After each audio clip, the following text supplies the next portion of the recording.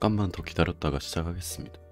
근데 요즘 거래는 좀 어떠세요? 요즘 워낙 유동성이 없어서 쉽지 않을 걸로 생각이 되는데 선물 거래도 워낙 변동성이 적고 요즘 일단 뭐 하고 싶은 얘기가 사실 여러 가지 있는데 제가 이제 뭐 이쯤에서부터 사실 정확히 언제 처음 제가 얘기를 했는지는 잘 모르겠어요. 흔히 우리가 이제 붓다빔이라고 하나요? 이땐지 정확히 기억이 안 나는데 뭐 하루 만에 굉장히 크게 뺐던 날에 제가 샌드박스로 제가 크게 벌었던 때가 이때쯤인 것 같고 코인 시장이 그대로 이렇게 쭉 내려가면서 이제는 시장이 종료화된 것 같다. 당분간은 이제 좀 거래 비중을 많이 줄여야 될 것 같고 제가 주저리 얘기하면서 현금 출금을 다 때렸던 때가 있어요. 그게 아마 이쯤이겠다. 이쯤인 것 같은데 크게 출금하고 그때 부동산을 샀거든요.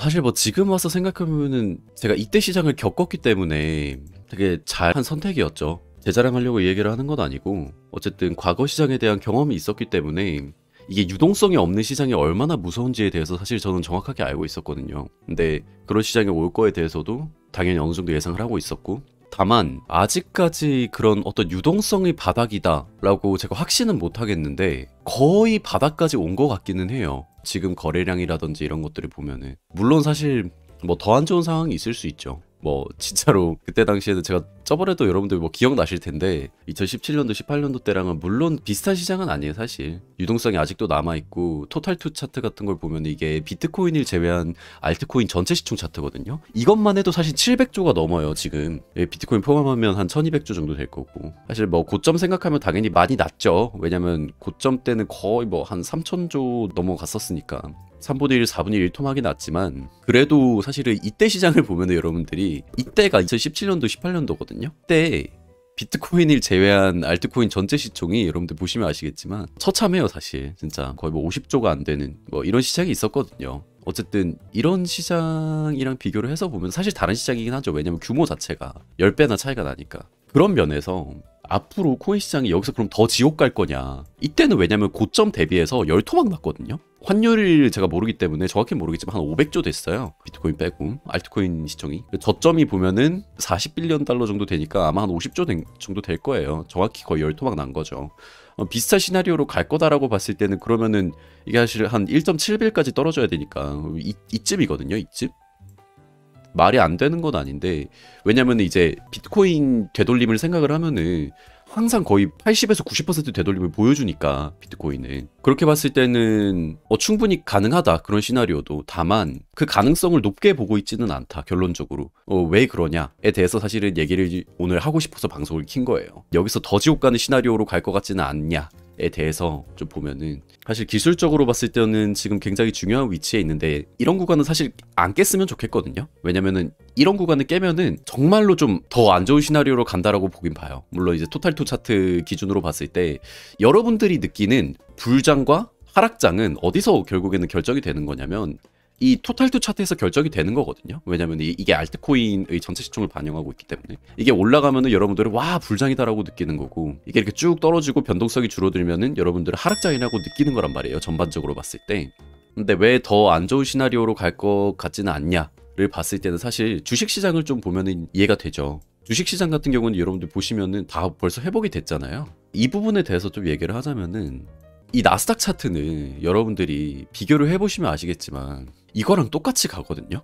이거는 이제 M2 차트인데 뭐 쉽게 얘기해서 그냥 시장에 현금이 얼마나 풀렸냐 현금 유동성에 대한 차트라고 여러분들이 이해를 하시면 될 것 같아요. 나스닥 차트랑 여러분들이 토탈2 차트를 나중에 한번 비교를 해보시면 아시겠지만 제가 거시경제 전문가는 아닙니다만 어쨌든 똑같이 간다라고 보시면 돼요. 거의.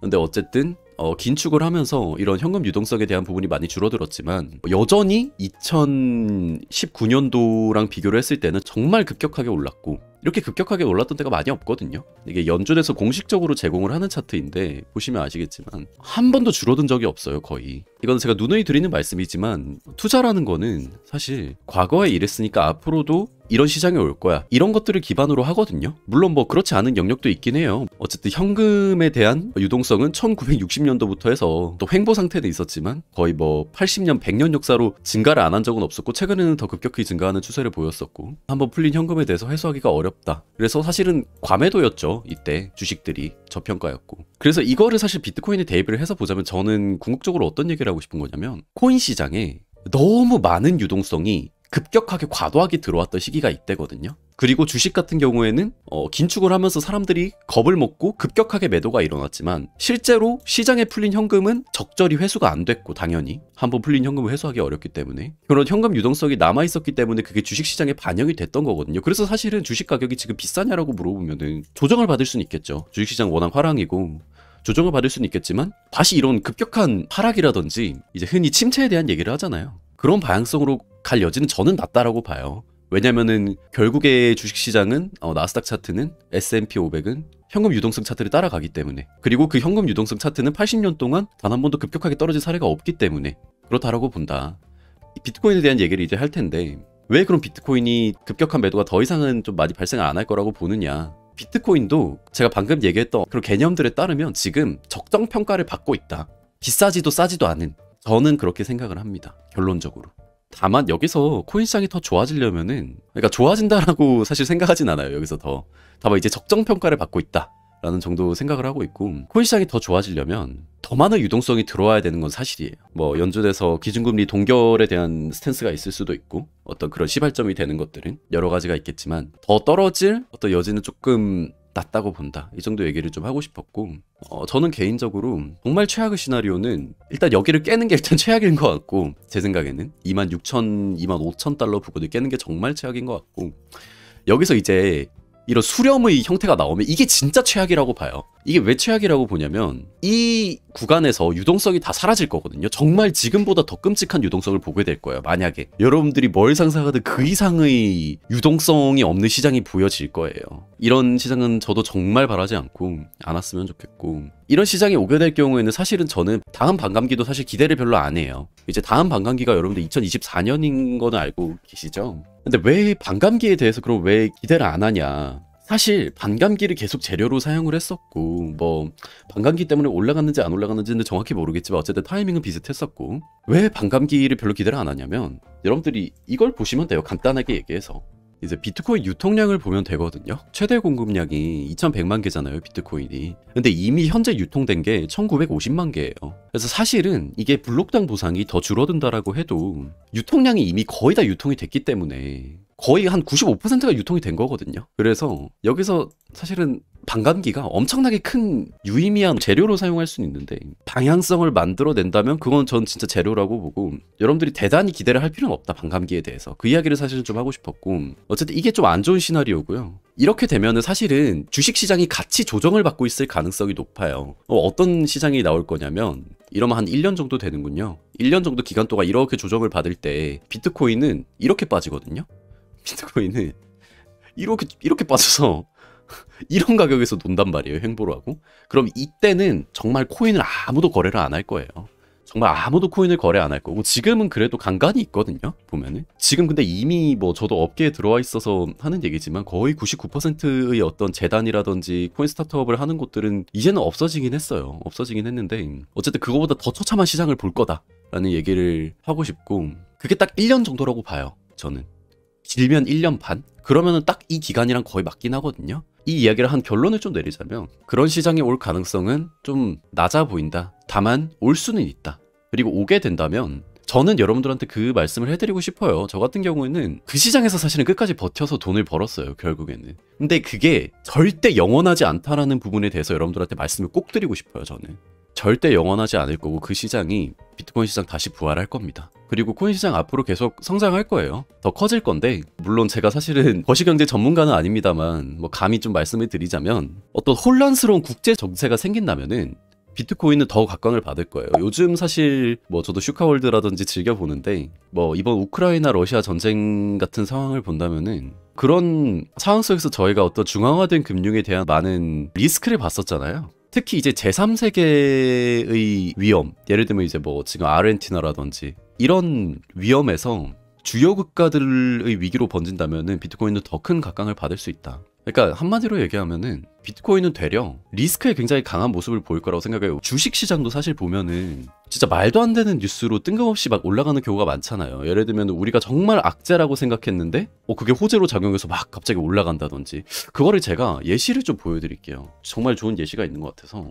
정말 좋은 영상이거든요. 레이 달리오의 변화하는 세계 질서. 이게 그 근본이제가 이제 폐지되면서 시장에서 어떤 반응을 보였는지에 대한 얘기거든요. 이 비슷한 예로 최근에 예시가 어떤 게 있냐면 아르헨티나 주식들이 많게는 뭐 10배에서 뭐 100배까지 오른 것들도 있더라고요. 보니까 아르헨티나 이제 화폐의 가치가 이제 망해버리면서 이제 사람들이 화폐에 대한 어떤 가치를 못 느끼니까 이제 주식을 사는 거죠. 화폐가 가치가 없으니까 더 이상. 근데 앞으로 이런 글로벌적인 경제 위기가 어떤 부분에서 큰 위기가 올지 모르고 심지어 안 올 수도 있죠. 다만 온다라고 했을 때는 정말 글로벌적으로 강한 자산이 될 거다, 비트코인이. 그래서 그런 것이 정말 강한 기폭제가 될 거라고 생각해요. 좀 몽상가이긴 한데요, 저는. 그리고 그 시점에는 정말 비트코인이 이미 아득히 올라가 있을 거예요. 그런 어떤 경제 위기가 대두가 되고. 그래서 사실은 굉장히 상반되는 모습이 보이지 않을까. 물론 이제 조금은 어떤 조건들이 많이 붙기는 해요. 그러니까 어떤 글로벌적인 경제 위기가 닥쳤을 때 비트코인이 되려 같이 떨어지는 경우도 많이 있거든요. 그런 유동성들이 비트코인에 이제 흘러 들어올 수 있는 어떤 상황이 돼야 되는데, 결론적으로 제가 이 얘기를 드리는 이유가 뭐냐면 이거를 저희 어떤 투자에 접목을 시켜서 조금 전략에 대한 부분을 같이 설정해 보자라고 얘기를 한다면은, 결론적으로 여러분들이 암호화폐에 투자를 한다, 그리고 내가 뭐 비트코인 맥시멀리스트는 아니더라도 코인 시장에 계속 투자를 한다라고 하면은 비트코인을 더 사야 됩니다. 비트코인 더 사야 되고, 이거를 나스닥에 좀 비유로 하자면 여러분들이 사실 지수에 대한 수익률을 이기기가 굉장히 어렵잖아요. 암호화폐 시장에서 비트코인이라는 건 일종의 지수거든요, 어떻게 보면은. 그래서 여러분들이 알트코인 투자에서 내가 인생 피자 이렇게 생각을 하고 투자에 접근하면은 비트코인 투자를 10년, 20년 봤을 때 정말 어려울 수 있어요, 제 생각에는. 그래서 내가 나스닥 지수 상승률을 이제 개인 투자로 따라잡을 수 있을 정도가 돼야 되거든요, 내가 알트코인 투자로 부자가 되려면은. 근데 그거는 정말 가능성이 낮다라고 보고, 여러분들이 코인 투자를 한다라고 하면은 포폴에 비트코인, 이더리움을 50% 이상 담아야 됩니다, 제 생각에는. 그게 오늘 얘기의 좀 핵심이에요. 핵심이고, 저 같은 경우에는 요즘 이더리움을 좀 더 많이 사고 있고요. 좀 제가 두서없이 얘기를 하긴 했는데, 어쨌든 오늘 하고 싶은 얘기는 비트코인, 이더리움을 더 사야 된다, 코인 시장 더 커질 거다. 다만 1년에서 1년 반 정도 힘든 시기가 더 있을 수 있다. 다만 그 시장이 절대 계속 가지 않으니까 코인 시장 더 투자해야 된다, 이렇게 마무리를 좀 하고 싶습니다. 다만 이제 알트코인들 중에서 쓰레기들이 너무 많은 건 사실이에요. 정말 너무 쓸데없는 코인들이 많은 것 같아요. 개인적으로 다 정리가 돼야 된다라고 생각을 하는데, 그런 것들은 어떤 시장이 성숙해지면서 좀 다 없어질 거라고 생각을 하긴 합니다. 시청자가 꽤 있으니까 지금 그냥 말씀을 일단 먼저 드릴게요. 제가 좀 추천드리고 싶은 게, 궁극적으로 유동성이 바닥일 때가 알트코인이 거의 가장 저점이 나오거든요. 근데 제가 말씀드렸던 것처럼 지금이 저점인지 아닌지는 사실 저도 명확하게는 모르겠어요. 다만 좀 저점인 가능성이 높은 것 같고, 근데 여기서 더 떨어진다면 정말 위험하긴 하다. 왜냐면 더 떨어진다면 저는 모든 알트코인들이 다 마이너스 70% 이상 간다고 봐요. 이더리움은 한 제가 봤을 때 저점 80만원 정도까지 나올 거고, 비트코인은 진짜로 한 1,500만원에서 1,800만원 사이 갈 거라고 보거든요. 여기서 한 번 더 정말 박살난다라고 하면은 그럴 가능성도 배제는 못하겠는데, 어쨌든 저는 그때 가도 계속 살 거예요. 알트코인들도 비트코인, 이더리움도 제 현금 플로우가 감당하는 선 내에서 계속 살 건데, 비트코인, 이더리움을 일단은 포트폴리오 50% 이상 계속 가져갈 거고요. 제 전략은 비트토렌트를 살 거예요, 사실. 비트토렌트를 왜 사냐? 개스캠이고 완전 쓰레기 코인인데, 왜 비트토렌트를 사냐? 비트토렌트가 업비트에서 가장 저렴한 코인이에요. 일단 업비트에서 사면 안 됩니다, 첫 번째로. 업비트 호가창이 워낙 망가져 있기 때문에. 그리고 바이낸스에도 상장돼 있고, 바이낸스에서도 가장 싸요. 이 두 개가 핵심입니다.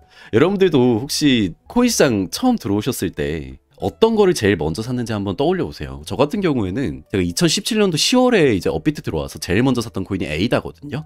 그때 에이다가 거의 코인 시장에서 제일 쌌어요. 30원 정도 했었는데, 이거 비트토렌트 같은 경우에는 10,000원어치만 있어도 얼마 정도 살 수 있냐면 2천만 개 살 수 있거든요. 코인 시장에는요, 정말 넘치는 유동성이 들어왔을 때 활황이 되는데, 그 넘치는 유동성까지 들어오게 되면요, 거의 90%가 눈먼 돈이에요. 정말 코인 한 번도 해본 적도 없고, 뭐 해본 적 있다 해도 정말 코인에 대해서 아무것도 모르고, 뭐 주식도 모르고, 뭐 거시경제 뭔지 모르고, 뭐 금리도 아무것도 모르는 사람들이 시장에 돈만 가지고 들어온단 말이에요. 그럴 때 보통 뭘 사냐면, 코인 시장에 들어와서 상상력을 많이 가동을 하기 때문에 제일 싼 걸 사요, 보통. 정말 제일 저렴한 코인을 삽니다, 코린이들이. 그래서 비트토렌트를 매집을 하고 있어요.